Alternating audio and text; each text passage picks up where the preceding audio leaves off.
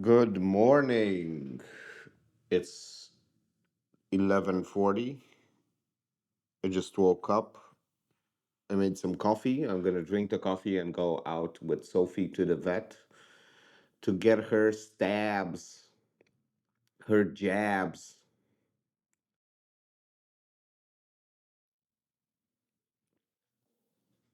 not stabs, jabs. She needs to get two more, well, today and tomorrow. She needs to get two more injections today and two more tomorrow. I hope she doesn't bite the vet. She was so funny yesterday when she got her hair trimmed on her back. She was like, "Oh my God, what did you do? I need to bite you for this. My haircut." She was pissed because of the buzzing. So I did about a half an hour of training to with her yesterday, even though he's not gonna buzz her again. I um basically feed her while having the buzzer in my hand. I say to her to touch the buzzer. The It's called what's it called? It's called a haircut machine.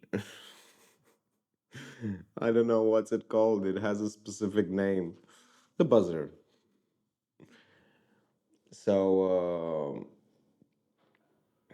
I put her to touch it, and then I throw food on the floor and touch her with the back of the thing while still vibrating on her back. So she's a bit, a bit more chill about it because yesterday she went bananas because of the buzzer.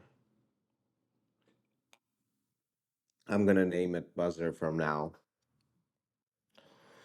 So yeah, and then I have to go get some paintings from a gallery because they are renovating from another gallery actually because they are renovating. So I have to go there and get the. I think I have about three paintings there. That's gonna be fun, and I am going to have to go to them to pick the paintings up and go back home. Probably they're not gonna, considering the fact that those paintings were there for like the last 2 years, they're probably not gonna hold the paintings anymore. They're not gonna want to have them. That's how galleries work. If the paintings don't sell, they don't.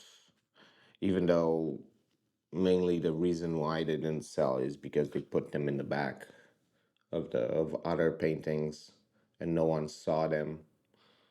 They don't they have these biases where they think that something sells because they put them in well, not really. They actually say that something sells just because it sells. It's not because they put them in the front and people glance at them more often.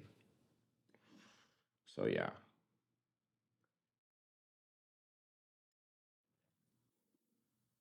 they give them importance. They give those paintings importance. So that's why they sell more.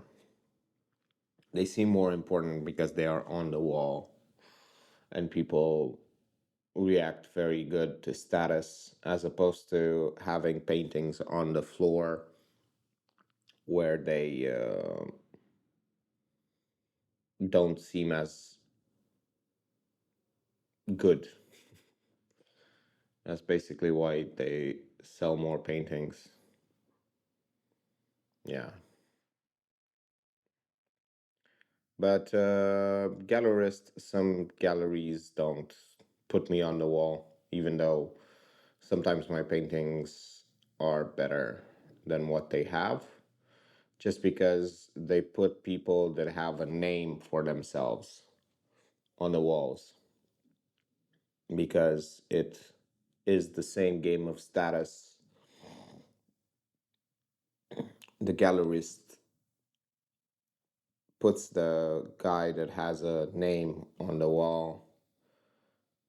The the client goes and buys the guy who's on the wall, and therefore makes the guy more famous.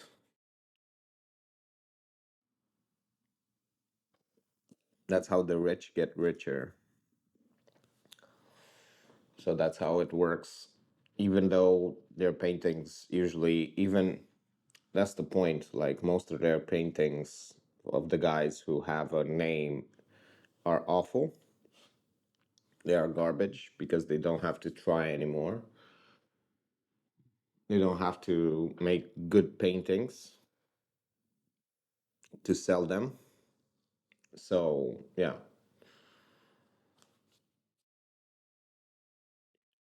it's interesting to see that even if someone sees a good painting, they cannot tell. Like, I've noticed this.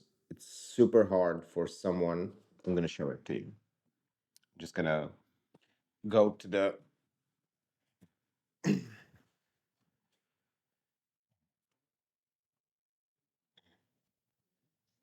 I made this yesterday. I don't know if you can see. Well, it doesn't matter that much.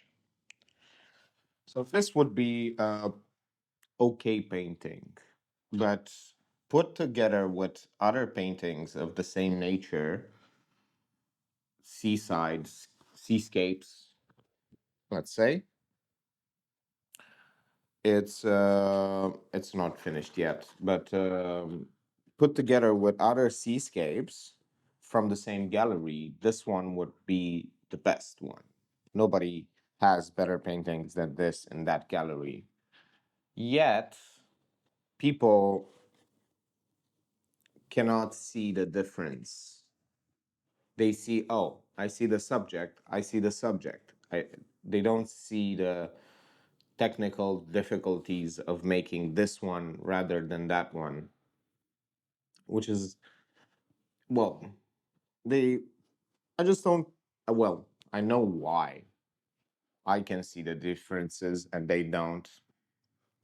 And I'm not only talking about my paintings. Whenever I see a good painting in a gallery, I'm like, yeah, what, that one is good. That one is great. And I I understand why people don't understand, don't cannot see the how much better a painting is from another by the way it's made, because they cannot see, they cannot understand how, and they cannot discern what's qualitative and what's not.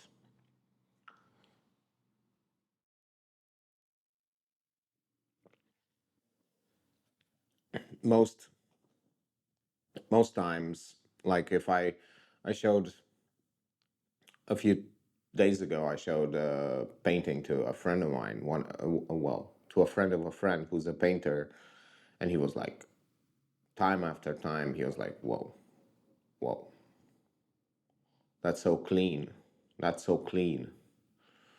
And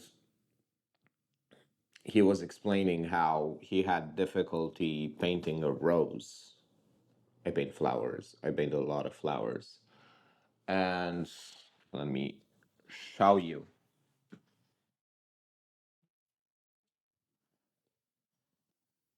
So, basically he was like, I showed him this painting in a photo, and he was like, whoa, that's so clean.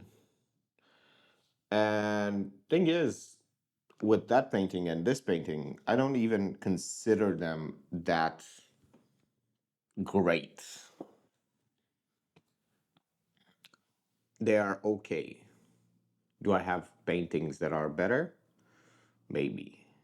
Well, I do have. two or three, three paintings that are better than this one and the one that I showed you. But those are in leagues of their own. But I don't look at them in the same way I look at a different type of painting from a gallery. I don't consider it great. I don't consider it good. Well, I do consider it a good painting, but I don't consider it a great painting because I know and I can see all its flaws and all the things that are not working and the things that are working as well.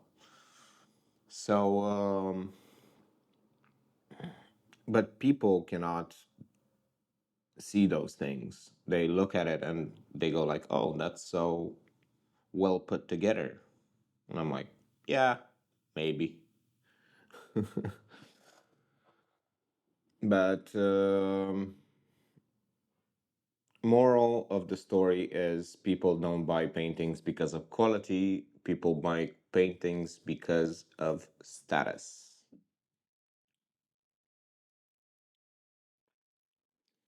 So you learn this quite quickly in the art world. And it's a sad thing because you would wish to give people the most qualitative painting, but they don't appreciate that. It doesn't really make a difference. They would buy anything if it gave them status by saying, "Oh, I have a painting from this painter." So it doesn't matter if it's a garbage painting from that painter. They just have the painting from that painter. So you see how, and it's always like this. It's always about status.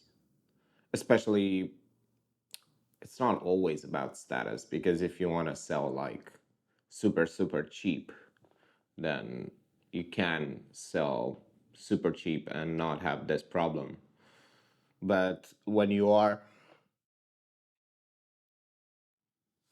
painfully aware that people are selling garbage at with thousands and you are selling masterpieces for hundreds, well, I shouldn't say, well, it doesn't matter.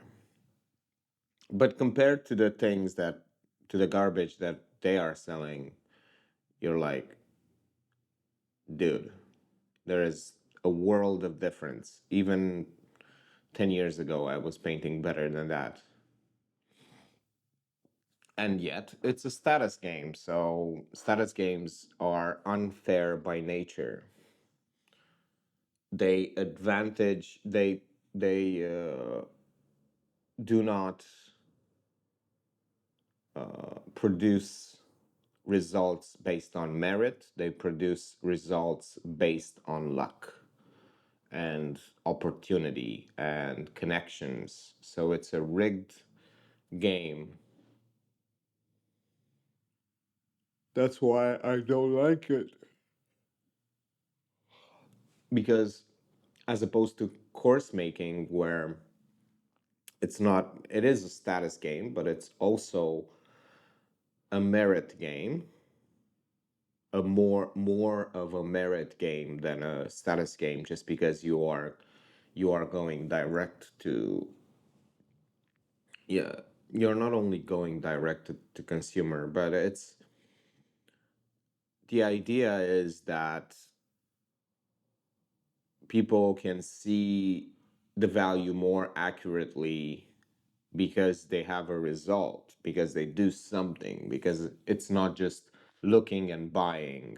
It's not a like buying and then all they can do is look at home. Like for instance, when buying a painting, it's different than buying a, TV, for instance, or a phone. You might say it's almost the same because you are looking at it, but the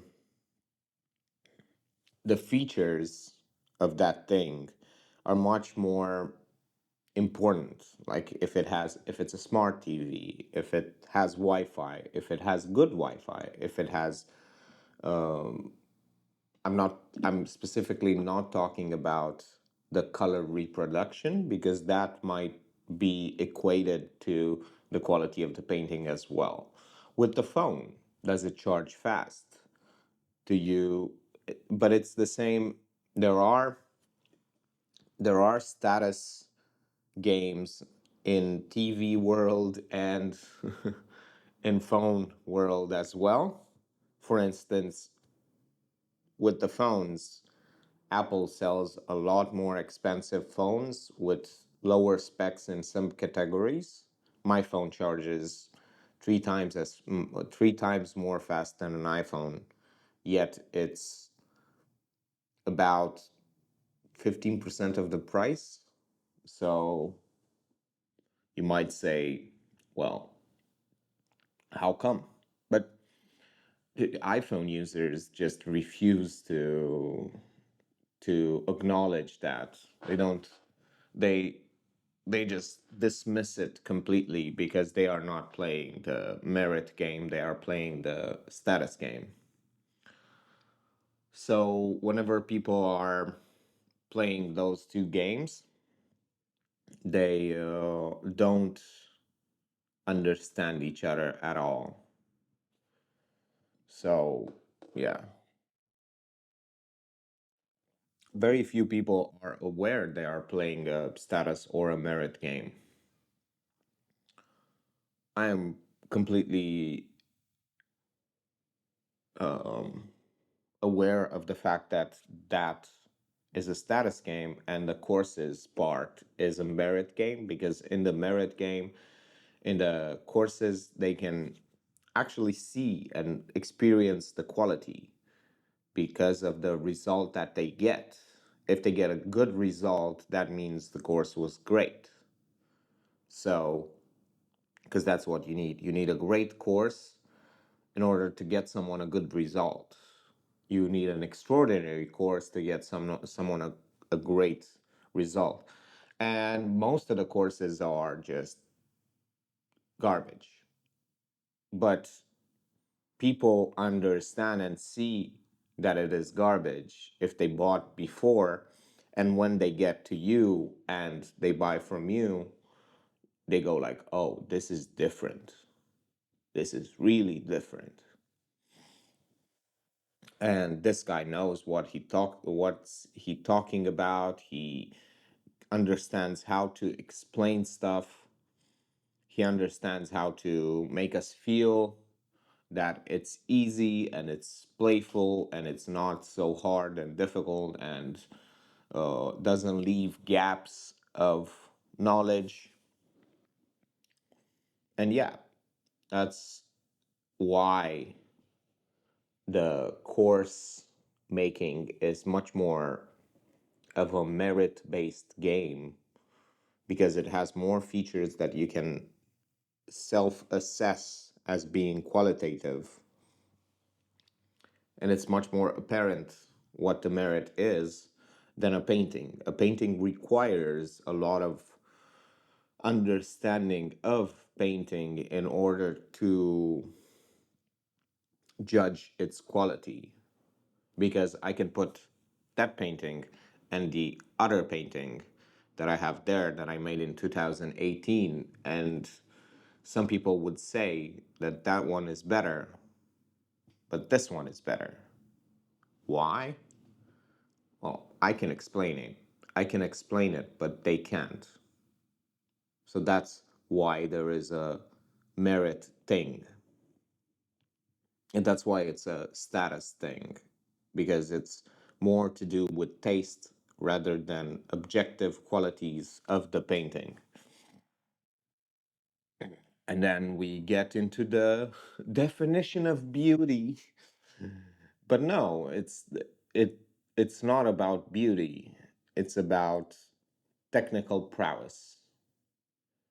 So, yeah, back then it wasn't it you can tell if you look at it, you can tell the color reproductions and the way the paint is applied. So the technical qualities of the painting are not as defined. They are actually not even considered. If I look at it, the more I look at it, the more I go like, okay, the light and the shadow is not it's not taken into consideration as much as in this one. Even though it might seem as if there isn't a lot of shadow in this painting by on the roses, that doesn't matter because the light parts and the dark parts of the painting contrast quite well, and they are put together so that the composition feels much more dynamic than the other one. So yeah, I think that's the reason why this one is better. And considering the fact that this one has a lot more color uh, theory worked into it, that's another reason. You can judge a painting based on how well, especially oil paintings, but almost all paintings, by how well the opposing colors are when they are together next to each other or mixing, how well they are mixed and how well they play on each other. That's how you really understand how to see if a painting is good or not. You can see over here, like these are opposing colors, green and pink, orange pink. And that's the point.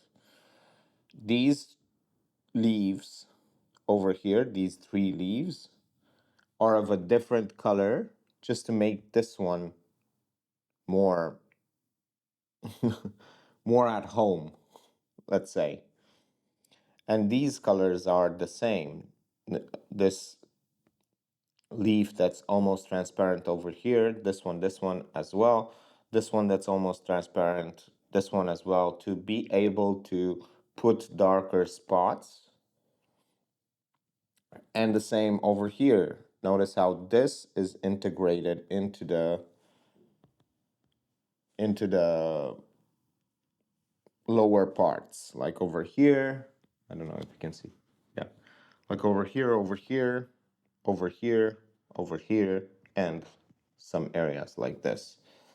And even the spots, because this was painted on orange, even the spots that are showing are orange in the background. So it fits in the same key as the above colors.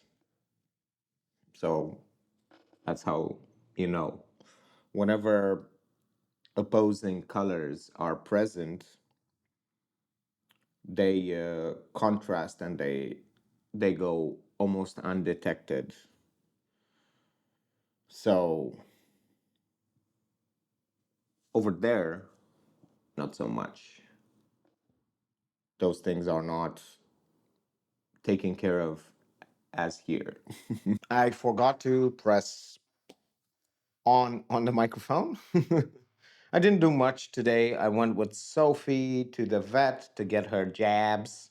She got her jabs. She wasn't scared today, and she didn't even feel the jabs. Yesterday she cried because of them, but it was because she was scared about the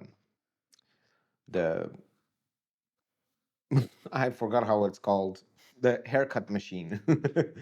And yeah, and then I had a dispute with two friends, and one of them got pissed. And basically, the gist of it is like people don't have real problems. And most people don't have real problems. If you meet someone with a real problem, you realize how good you have it. Some people have some heavy problems. And the most miserable people I know, they just repeat mediocre problems over and over with they just talk to other people about them, they just repeat them and obsess about them, and they are miserable because they have a wound and they keep on doing this, just opening it every day, every hour. They just do that and they are miserable. And then I met with another friend of mine. We hang out, we did a beautiful audio project, and we went to eat. He couldn't eat because he has a worse sleeping schedule than me. And then I went out with Sophie. I meditated for 1 hour because that's what I do. That's what I do. And yeah, was an interesting idea to the philosophical ideas I was debating today were interesting about the how people think that there are no recipes for success when actually what they mean is like most recipes for success require luck, and that's why they think there are no recipes when actually there are so many recipes for success once you open your eyes and realize that there are recipes for success out there. That, yeah, but they want disproportional, everyone wants disproportional results for their efforts. And I think that if you want that, you need to do disproportional effort. And yeah, and I had this huge epiphany while meditating in the second session. I had this huge epiphany that if you looked from the outside and you were a mathematician and you would count my successful ventures and then my failures, you would be like, this guy is a failure. He fails so much in so many things that he does. He's a failure. And you would be 100% right. I fail so much more often than I succeed. But when I succeed, those successes pay off so much more than all of the failures. So yeah, it's fun being a failure. So all you need is a few wins and you are a okay. Thank you for watching and see you in the next one.